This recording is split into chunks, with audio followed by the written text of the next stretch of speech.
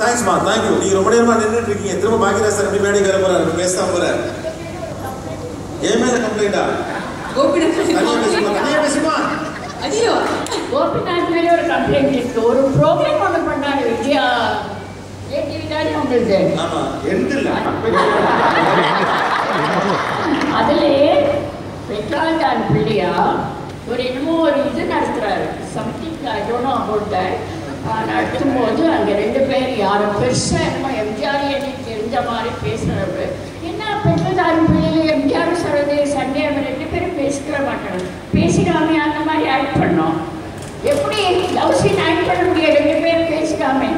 நானும் எம்ஜிஆர் என்னைக்குமே பேசாமல் இருந்தது கிடையாது. அப்போ இந்த கோபிநாத்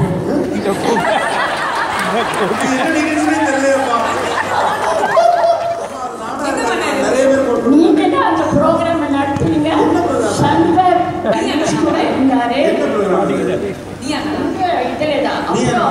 சங்கர் கணேஷ கேட்டு ஏப்பா நீ என்கிட்ட எதையாவது சொல்லக்கூடாது கோபிநாத்துக்கு.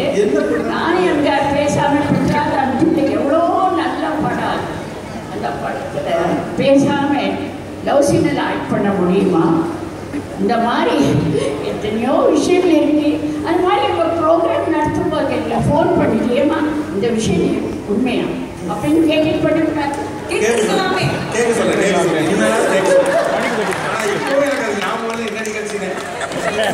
சொன்னாரு என்ன ஞாபகம் வச்சுட்டு இருக்காங்க பாருங்க.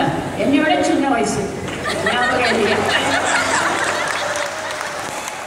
அவ்வளோ ஞாபகம் தான். நாங்கள் சரவெளி ஆயிருப்போமே.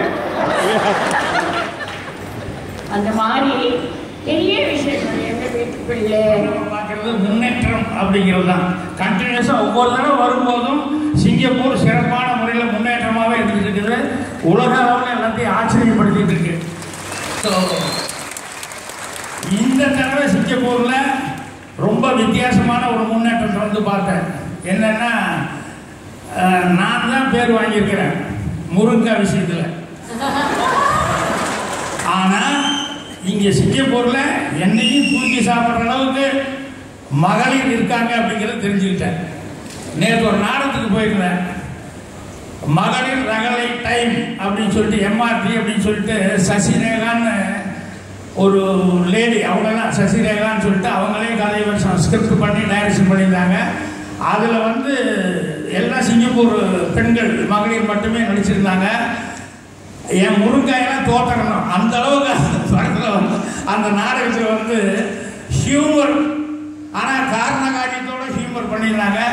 அதை பார்க்கும்போது ரொம்ப ஆச்சரியமாக இருந்தது. ஏன்னா சிங்கப்பூரில் இவ்வளோ நல்ல டேலண்ட்ஸ் எல்லாம் இருந்துக்கிட்டு எப்படி மிஸ் பண்ணிட்டாங்க, ஏன் வந்து சினிமா இண்டஸ்ட்ரி ஆரம்பிக்கல அப்படின்னு சொல்லிட்டு ரொம்ப அவங்களை என்கரேஜ் பண்ணுற அளவுக்கு ரொம்ப சந்தோஷமாக இருந்தது. ஸோ அதனால் சிங்கப்பூர்லேருந்து ரவிச்சந்திரன் அவர் மலேசியா வாசுதேவன் இவங்கெல்லாம் வந்தாங்களா, அந்த மாதிரி வந்து இங்கிருந்து இந்தமாரி ஃப்யூச்சரில் நிறைய லேடிஸ் வந்து வர போகிறாங்க. அதுக்கான அறிகுறி நேற்று அந்த நாடகத்துக்கு தெரிஞ்சது. ஸோ அவங்களுக்கு என்னுடைய வாழ்த்துக்களை தெரிவிச்சுக்கிறேன்.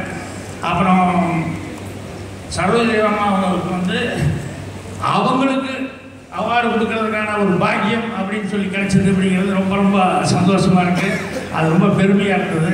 அவங்க பேசிகிட்டு இருக்கும்போது ஒரு வார்த்தை சொன்னாங்க.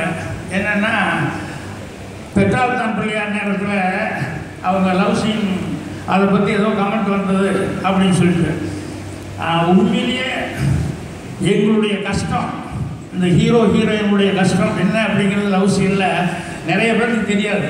ஈவன் உங்களுக்கு கூட தெரியாது. வெளியிருந்து பார்க்கும்போது வந்து அது என்னப்பா அவங்கெல்லாம் கொடுத்து வச்சவங்கப்பா, கட்டி பிடிச்சிக்கிட்டு ஜாலியாக அடியேங்கப்பா அப்படி தான் நீங்கள் நினைப்பீங்க, எல்லோரும் நினைப்பாங்க.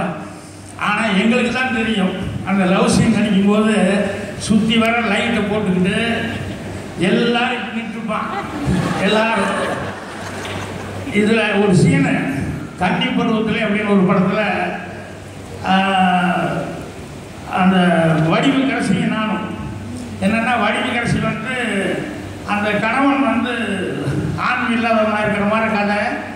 அதனால் ஒரு சின்ன ஸ்பரிசத்தில் வந்து எங்கூட வந்து தப்பு பண்ணுற அளவுக்கு ஒரு நெருக்கமான ஒரு சூழ்நிலை வந்துடும். அந்த ஒரு ஃபயர் ஆக்சிடெண்ட்டாகவே 2 பேரும் கட்டிப்பிடிப்போம். அதில் 2 பேரும் எம்ப்ரேஸ் பண்ணிக்கணும். ஸோ எங்கே தப்பு நடந்துருமோ அப்படிங்கிற ஒரு சூழ்நிலை. ஸோ நாங்கள் 2 பேரும் எம்ப்ரேஸ் பண்ணிக்கிற மாதிரி ஒரு முக்கியமான சீனு. அப்புறம் பாலகுருநாத் டைரக்டர் சொன்னார், ஓ ராஜன் கொஞ்சம் நல்லா க்ளோஸாக இருக்கணும், அந்த நல்லா அந்த மூடு வரணும், புரியுதா? சரியா இருக்கும். சரிப்பா, நல்லா மூடு வரணும், நல்லா நல்லா எம்ப்ரேஸ் பண்ணி நல்லா அந்த ஃபீலிங் சரிண்ணா. அப்புறம் ஸ்டார்ட் பண்ணாங்க, கேமரா ஸ்டார்ட் ஆச்சு. நான் அப்படியே கட்டி பிடிச்சேன், அப்படியே அப்படின்ட்டு பின்னால் வந்து பால் பண்ணேன்.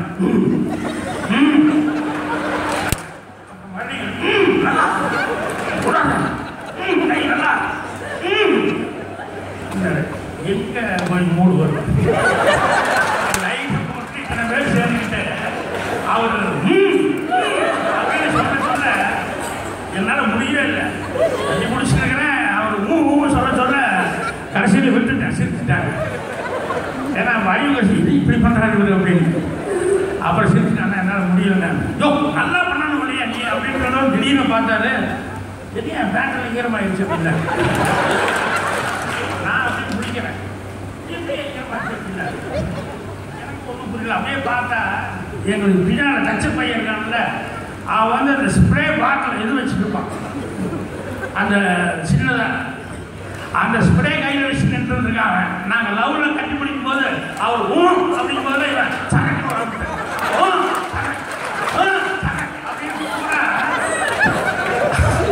அவருடைய பேண்டை போற நினைச்சுட்டான்.